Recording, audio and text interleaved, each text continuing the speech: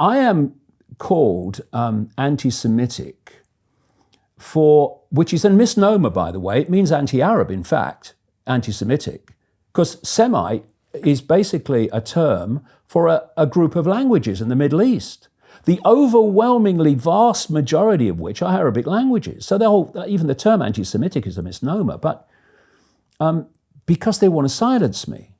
And we can get into some interesting areas here, not least in what's been happening to the British Labour Party. Right, we should talk about that. The Guardian did a quick description and said you would claim that the Jewish people bankrolled Hitler, caused the 2008 global financial crisis, and staged the 9/11 terrorism attacks. That's why some of the reasons they call you an anti-Semite. Yeah. I say the Jewish people. No, I don't. The Jewish people are a whole community, a whole vast spectrum of belief and perception. But what happens is this. There has been created what I call the anti-Semitism industry, which is a protection racket. And it's not a protection for Jewish people. It's a protection racket to protect the far-right government in Israel from legitimate criticism. And you can see very clearly that it's not about protecting Jewish people, because any Jewish person that criticizes Israel gets the abuse to a greater extent than non-Jewish people do. We've had a situation in recent times when Jewish people have been expelled from the Labour Party for being anti-Semitic. I mean, it's like, it's at the level of saying men and women are not biologically different. It's madness, because it's not to do with protecting Jewish people, clearly not. It's to do with protecting Israel from legitimate criticism. So this is how they work. And you're talking a tiny number of people in the Jewish community, what I call ultra-Zionists, the real extremists. The rest of the community are not involved in this at all. That's why when he says, they say he's saying the Jewish people, I'm not saying the Jewish people at all. So you're criticizing the ultra-Zionists. The ultra-Zionists, right, who have no desire to help Jewish people. They have a desire to help an agenda. Which include the Rothschild family? Oh yeah, okay. all that stuff. Okay. So, and people like George Soros, for instance, George Soros is a multi-billionaire financier who has a network called the Open Society Foundations that operate in more than 100 countries and are basically driving this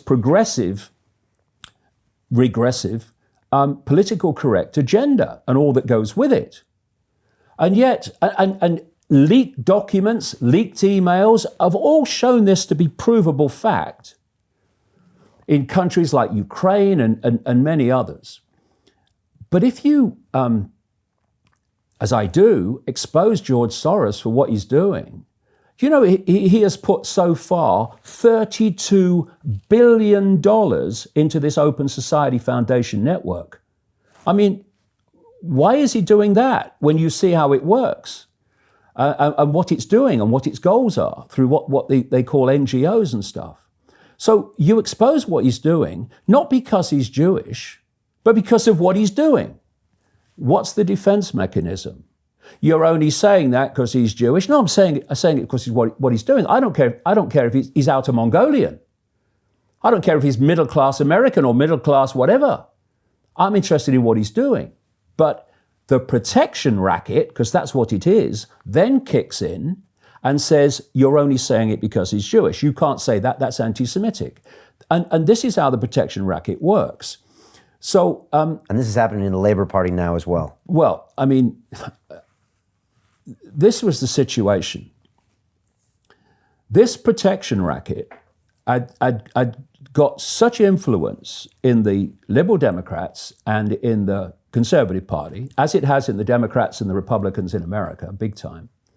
Some people are now starting to point that out in America and getting massive flack for it. And most of the Labour Party was there too. The Blairite Labour Party it won't have a word said against Israel, no matter how extreme its behavior is towards Palestinians and what have you. But there was a core around Jeremy Corbyn, and that which supported Jeremy Corbyn, that was still willing to criticize Israel. And so the focus was turned on that. And you had this anti-Semitic hysteria, which was generated, the media supported it, but it was generated by groups that are part of this protection racket. So Jim Rickards has just recorded a video that's not available to anyone in the public, and he's going to be talking about how this upcoming recession is going to be fast, it's going to be bloody, it's going to be nasty. But at the same time, he's going to show you how you can position yourself to profit from all of this chaos. Now, we've made this video only available to our viewers. Go to londonreal.tv/Jim. Watch that immediately. I can't say enough good things about Jim Rickards. He understands the global economic system better than any guest I've ever had on London Real. His predictions are almost uncannily true, and you can learn how to profit from his vision, from his expertise, and his understanding of economics. So go to londonreal.tv/Jim or click the link below. It's an excellent, excellent look on what's going to happen in the future and how you can position yourself to profit from that. Jim is one of the best in the business, one of my favorite guests on London Real, and he's very, very good at predicting the future and showing us all to profit from it. So click the link, and I hope you enjoy. The greedy bankers are about to do it again. In 2008, they crashed our financial system and nearly bankrupted the entire global economy. Then they received trillions of dollars in government bailouts. And after, they demanded fat bonuses paid for by you, the taxpayer. It turns out the banks haven't just been screwing the American taxpayers, they're also screwing over their investors. Turns out the banking industry is the worst place you could put your money, despite enormous taxpayer bailouts. Now the bankers are back to take away your financial freedom. They lie and tell you that cryptocurrency isn't safe. They try to make it illegal for you to choose how to invest your hard-earned money. They lie and say cryptocurrency is used by money launderers and criminals. But look at the record. It's the banks themselves that launder hundreds of billions of dollars every year to the biggest criminal operations in the world.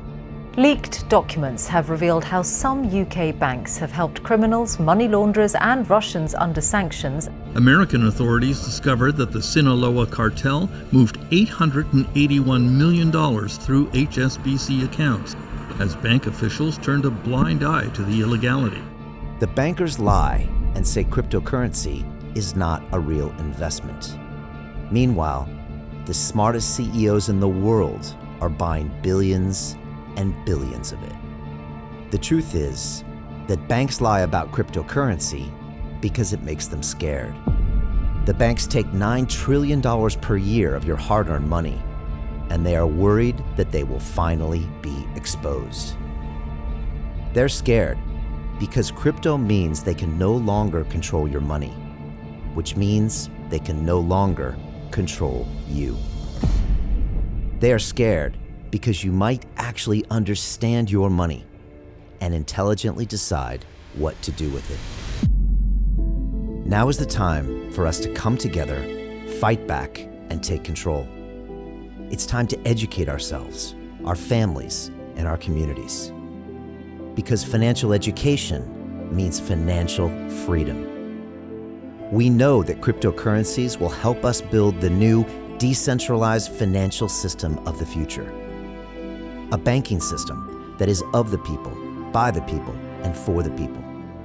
A banking system where access to finance is a fundamental human right.